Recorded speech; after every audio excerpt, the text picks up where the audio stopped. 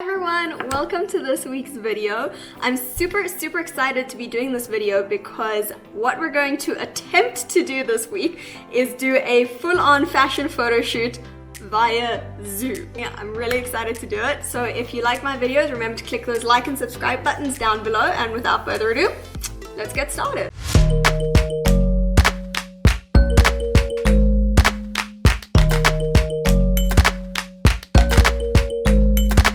This week's video in collaboration with Danielle. She runs her own business called Dress by Danielle, where she curates vintage and secondhand items. She then sells these items online. She also has a store at her home, which is really awesome. I found a lot of really great pieces there, so I'm certainly a fan. I'm currently in my home in South Africa. Danielle is in Israel, so this is literally a cross-continental project and collaboration. Probably the first one of its kind, which is super awesome. So first of all, what I'm going to do is Danielle has sent me some pictures and videos of what her home looks like. So I'm going to decide where the best places for us to photograph, what I like, which places I think would be good. Now that I know exactly where I want to take the photos, I'm going to head onto Pinterest and try and find some cool ideas for what I can do with perspective shots. So something that I love as a photographer, and I think that it works really well, especially with fashion photography, because you get to see the entire outfit while it being a very stylized, very unique photo. So I'm definitely going to try a lot of these low angle shots. This is something that I've been doing for a while. If you guys have seen my photos on Instagram, you'll know that I love it. Another idea that I really love from this is, these are all really shitty. Dad, stop snoring. Hey, I'm Danielle, and in today's photo shoot, I'll be modeling some of my favorite work from home outfits. I'm super excited to try out this new type of photo shoot with Tori today because it's definitely been a challenge to continue creating content while in quarantine. So having some go-to cute, cozy outfits is really key for me because while I need to be comfortable and have an easy time moving around, it's also super important that I continue to cultivate and express my personal style because that's exactly what I help my customers do. I feel like one of those cam girls, you know? Danielle the cam girl. Well, we love a good disassembling tripod. What was that? I really like this one. I don't know if you can see it. Wait, where you were, where it was? Yeah, like there. Look up it, yeah, lean towards, and like lean down towards me. Yes, there.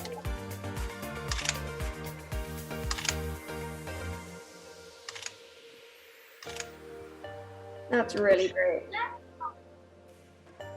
That's fun. Wow, your angle is so much wider than mine.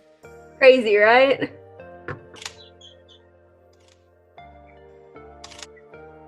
So try and keep the top of you really still while you're flowing the bottom.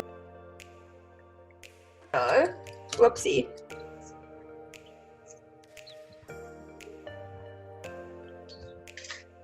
Yeah, that's really cool. I think where you go to the other side, and then you kind of like put your head onto your one knee, like you were hugging it. That was really cute. Other side. Remember, I can't see what you're saying, so it's really hard. Wait, no, on the ledge. Like that? Yeah, it's like that. Yeah, that's really cool. That's what I was envisioning. And almost like hang over to the side. It looks really cool. Ready? Got it. Tilt your head out towards it, towards the that way. Like with a little bit of editing, the photos are gonna look, Yeah. honestly, pretty professional. Some of the angles were really cool. Under the circumstances, I think we did a very good job. Wow. Okay, so we started shooting at, well, my hair is a mess now. We started shooting at 11:40 a.m. my time and have finished at 5 p.m. We took only an hour for lunch, so we've literally been shooting the entire day, which is crazy. I think some of the best parts of it was that the computer kind of gives the image a pre-made feel. So like the screen already shows you what the photograph is gonna look like. So it was pretty much me taking a photograph of a pre-made photograph, which was actually quite an interesting and fun experience.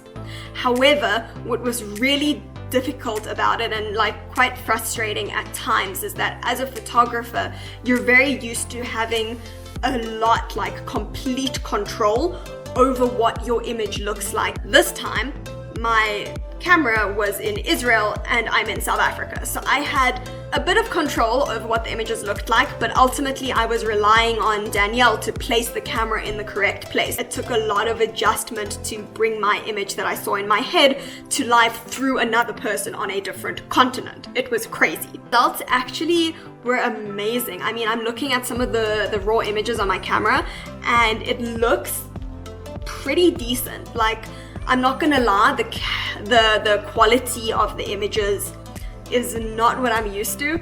It's not like I'm shooting a clear subject with my Zeiss lens and I'm getting wow sharpness, but the framing and the actual like composition of the images was pretty fantastic, so I'm really excited to be editing them. Okay, so just some advice for how to technically deal with shooting when you're shooting through a computer screen or any time that you need to take photographs or video of a digital screen.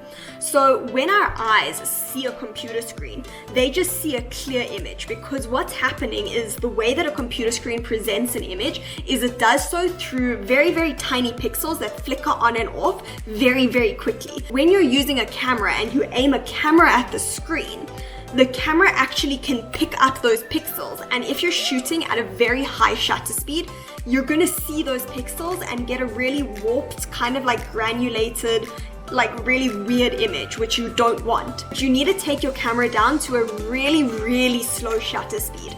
So throughout this entire shoot, I was shooting on my shutter speed was 13, which sounds really low, I know, but what it does is that because your shutter speed allows the shutter of the camera to be open for longer, the pixels on the computer screen flash on and off quite a few times, which builds up the image in your camera. So you actually get a much clearer, much sharper, more defined image. In terms of my ISO, your computer screen is already really, really bright. So you don't want to be like at crazy ISOs of like 800 like you normally would. It's not necessary. I had my ISO on 200 for the entire thing because you're getting a lot of light in from your screen. Then in terms of my aperture, I was shooting anywhere between an f-stop of about 4 to 7.1, depending on how bright the computer screen was, because some of the shots were inside, which meant that I needed a bit of a lower aperture, whereas some of the shots were outside and I wanted a bit of a higher aperture. For my focus, so I actually shot the entire thing on autofocus.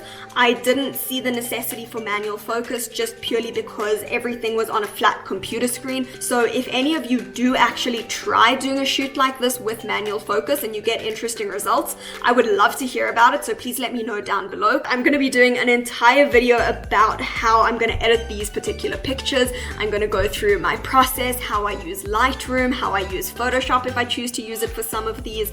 So I'm going to be doing that as one of my next videos, so I hope you guys are excited. Definitely encourage you guys to try doing it because it's something really fun, really creative that you can do literally across the world from another person, and it's a fun activity to do while we're currently all in lockdown and at home. So my shout out for this week goes to another great friend of mine. So his name is Mario. He is an amazing musician, DJ, composer. His work is absolutely incredible, so you have to go and check him out. I'm gonna go and link his Instagram down below. Thank you so much for watching this week's video. I hope that it was informative, that you guys got to learn a little bit about photography and what you can do with it and the endless possibilities that we can do even while we're at home. And I'm really grateful that you guys took the time to watch. So if you enjoyed it, do not forget to click those like and subscribe buttons down below. I appreciate every single one of them, and I cannot wait to see you guys all again next week. Bye!